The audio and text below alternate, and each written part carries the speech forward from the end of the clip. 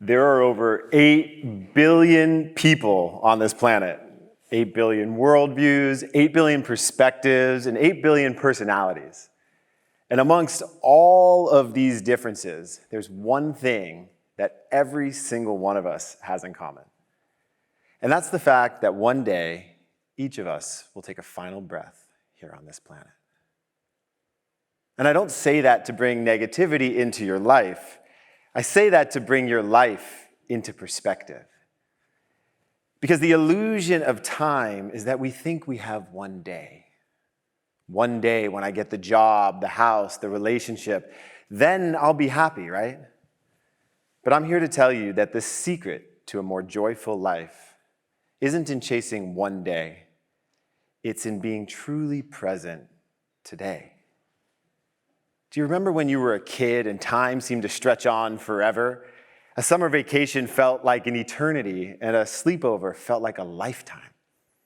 But as adults, where does the time go?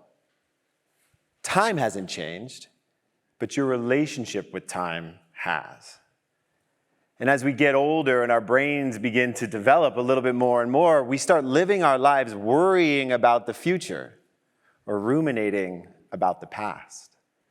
And we miss the only moment we ever truly get, right here, right now. And we tell ourselves that we're busy, but in reality, we are just distracted. And in this pursuit of one day, we miss the moments that take our breath away today. The sound of your child's laughter, the sparkle in a loved one's eyes when they say, "I love you." That feeling you get when you look up at the night sky.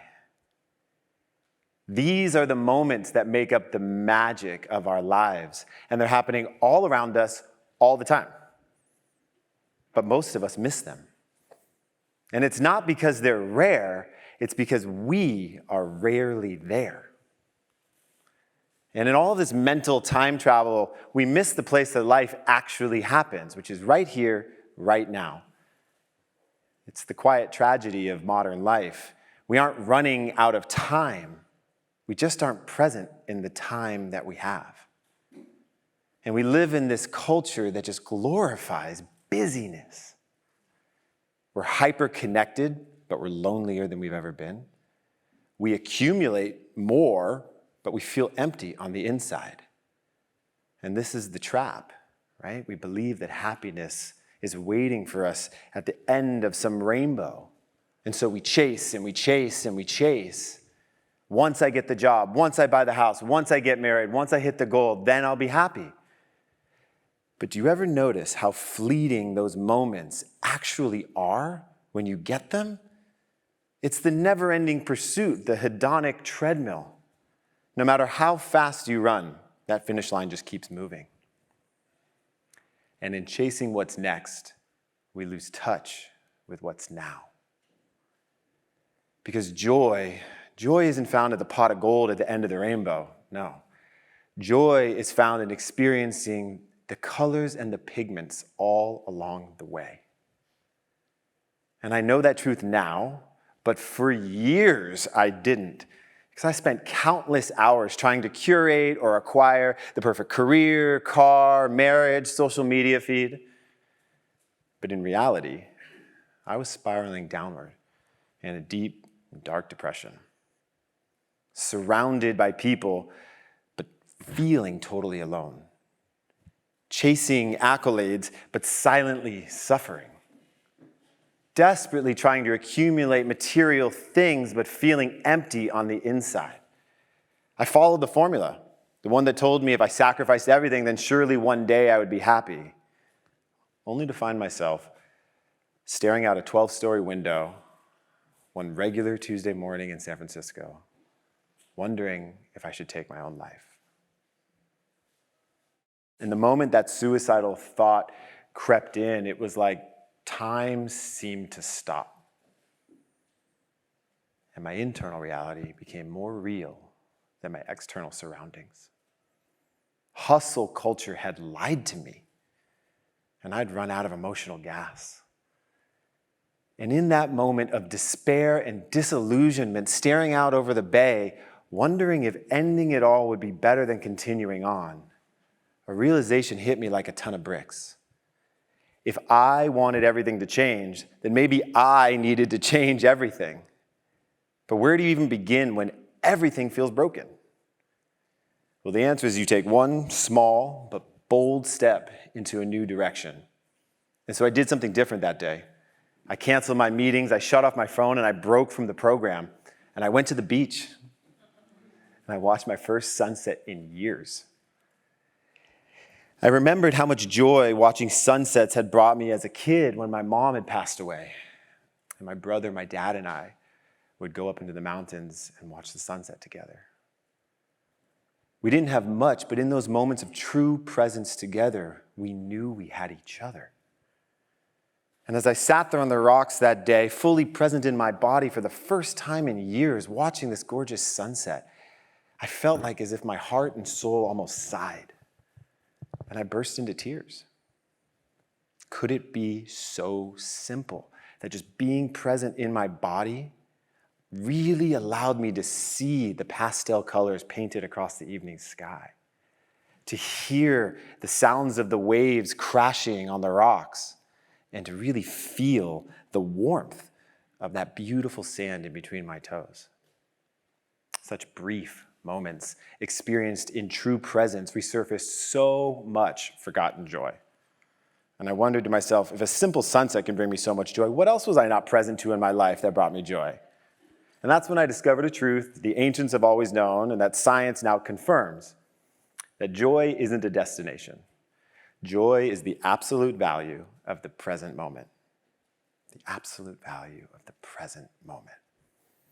And presence is a muscle, and like any muscle, it grows with more practice. And so the practice that I discovered and the secret to a more joyful life is called the 1-minute window. And I do it daily, oftentimes multiple times a day, because I need to get myself out of living in the future or thinking about the past and anchor right back into that present moment. And here's how it goes. It's a 3-step, very simple process. Stop, see, soften.